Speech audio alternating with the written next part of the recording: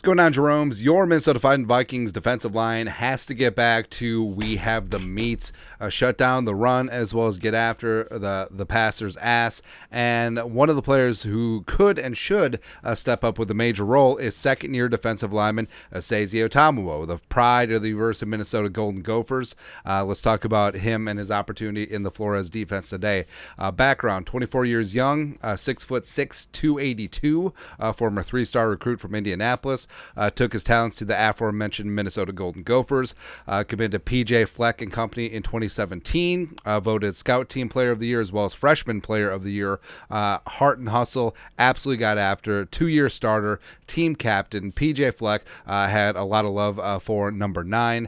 2021 senior season posted 30 tackles, 3 sacks, 31 pressures, as well as 79.4 PFF grade and 84.3 against the run. Ended up being a Vikings top 30 visit, and the Vikings made him a 5th-round pick, number 165 overall. Worked out well in training camp, did well in preseason as well, made the 90-man roster, and then eventually got a little bit of run on the later on in the season, especially played 5 games on defense, 90 total snaps, 4 pressures, and 5 total tackles. He sets the edge, great size and length, great power in his lower body as well as high motor.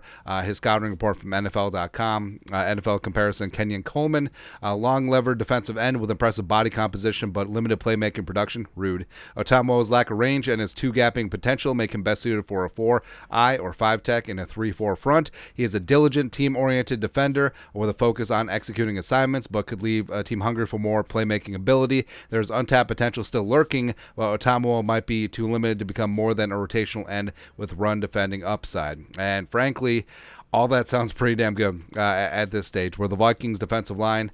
So with Diesel Dalvin Tomlinson leaving, signing with the Browns, the Vikings do run it back with Harrison Phillips. Jonathan Bullard was re-signed.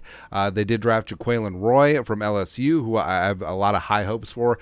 Dean Lowry is a solid veteran stopgap coming over from the greasy, grimy Green Bay Packers. But I do think that Esezi has a chance to really maneuver his way into that 4-tech, 5-tech spot as a 3-4 defensive end for Brian Flores.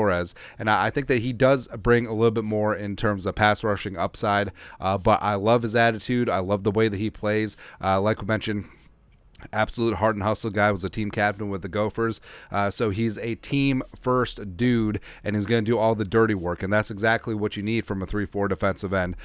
Just absorb bodies, sometimes work on 2 gaps, as well as keep your edge rusher behind you clean.